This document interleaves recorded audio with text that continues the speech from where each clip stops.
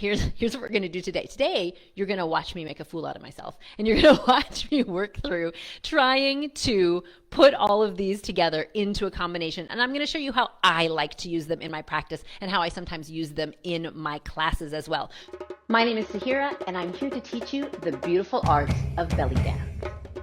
And it is a deck of cards that you can use for your practice. The footwork deck, the hips deck, of course, right? Because it's belly dance. We have a torso deck, an arms deck, and it's going to be random Russian roulette belly dance layering with Sahira, where I'm sure to sort of make a fool out of myself a couple of times, only to prove to you that that is what your practice is for. I guess not specifically to make a fool out of yourself, but to be okay with looking mildly ridiculous from time to time, because you're going to look a little silly learning something new or doing something different until you look awesome doing it, and it is totally okay. So we'll do it together. Here we go.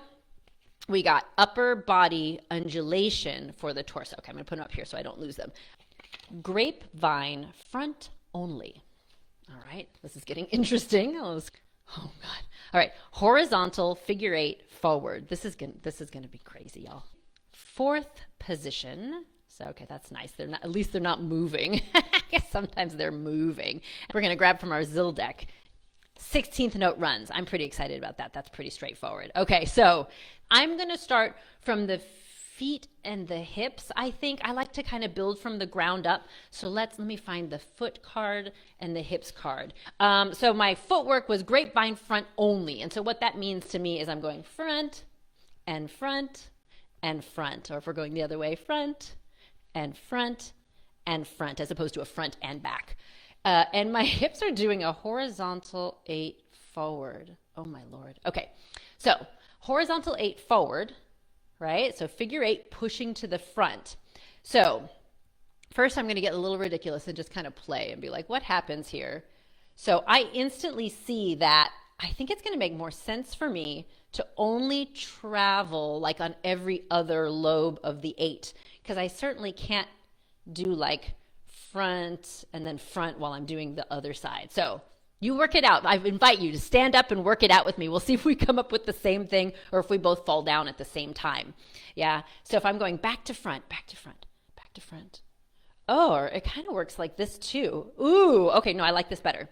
I did kind of a little back to front as I stepped over, but now I'm doing a big back to front as I open, because you get the cross where you're just obviously more limited, and then less limited as I open up. So maybe I do little big, and perhaps if I allow myself to make that little crossover not so big, I can get like even gooier with it. Okay, so already, let me just tell you right there, I've never done that move like that before, ever. Torso. Upper body undulation. So here we go, like a sagittal circle in the upper body, which should be nice. I'm glad it doesn't go all the way down to the hips, because it shouldn't interfere with the footwork and the hip work. So let me think. Upper body undulation with the hips is straightforward, not easy, but I understand the concept. Maybe if I make it like a very subtle, breathy move, right? And maybe if I put it on the side where the figure 8 isn't as big to fill it in, if I do chest, figure 8. Yep, check it out. So I used my engineering brain, because I was like, I'm already doing a whole bunch of stuff. I'm making this figure 8 really big. What if I put that chest undulation, that upper body undulation, on the part that's not quite so busy? So upper body, hips, upper body, hips, upper body. Are y'all doing this with me? Give it a try. Let's see. If I go the other way, upper body, hips almost, upper body. Why? I can only do it traveling to the left. I'm broken on the right. And hips, upper body, hips. There we go. Upper body, hips. I got to keep going. I'm going to go right off the screen because I don't want to stop, because I finally got it. Okay. So let me add some arms. I was excited because these are stationary arms. Fourth position, stationary arms. So arms are fourth. Third, this is fourth. Fourth position. So maybe they could stay here. Maybe I could switch side to side. Well, I wonder what would look better. I'm going to turn to face the mirror so I can see myself for a second. So if I'm going chest, hips, I think I like the idea of the downward arm going with the big hip as opposed to, yeah, because it sort of frames the hip, right? My arm is kind of directing attention here. I think I like that better than doing the big hip and having the arm out over here. So I think I'm going to give myself a break, do this, and maybe if I get fancy, I'll, wave my hands in between, but I'm going to try to keep it simple. That means we have just one deck left. And that is the zill deck. Oh, but it was just running 16th notes. It's 1 E and a 2 E and a 3 E and a 4 E and a 1 E and a 2 E and a 3 E and a 4 E and a. Yeah, I brought my zills. Now, with the zills, obviously you don't have to do that the whole time. You could, put it on, take it off, put it on, take it off. The purpose of this deck is to get you thinking creatively, to allow you to put things together that you might not automatically put together. 1 E and a 2 E and a 3 E and a 4 E and a. Do I want to do it the entire time? Let me try that just to see if I can. If I'm going 1 E and a 2 E and a 3 and a 4 E and a.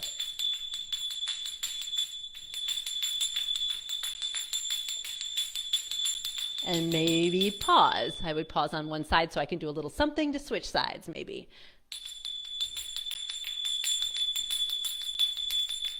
Oh, wrong way.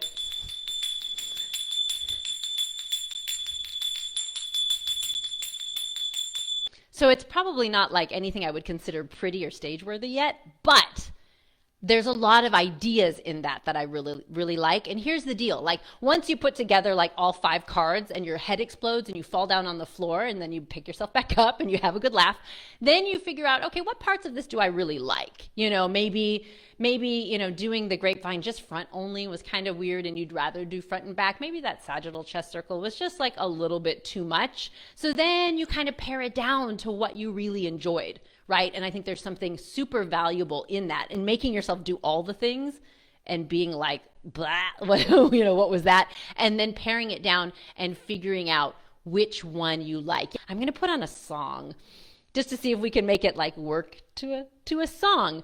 This song is off of Bahea's album, Ya Bahea Volume 2. Let's figure out what tempo I want to do it at on this music. So probably slow, I think, would be instead of double time, we'll do it here, here. Okay, so if I try it on the other side, let's see where it'll go. Chest, hips. Oh, funky to the right. Hips, chest, and switch my feet. Chest, hips, chest, hips, chest. All right, so all I have now to add are the zills.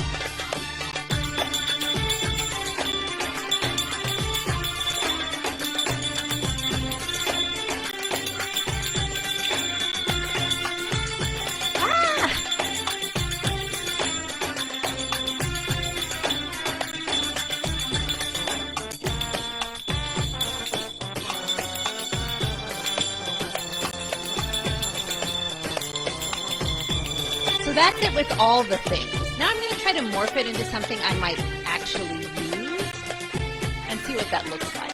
Yeah, what if I did like undulation figure 8?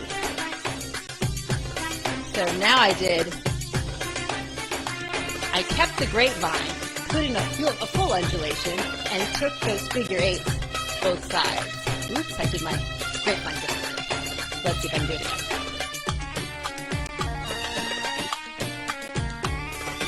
So this feels like something I might actually use.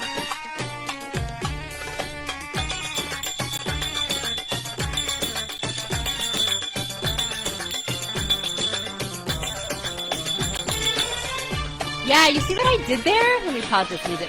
I just kind of took it and then I allowed my body to play with it and make it something that felt a little less like a layering drill and a little bit more like something that would more naturally come out of my body. But I still have to say, what I ended up with is not anything I've ever done before.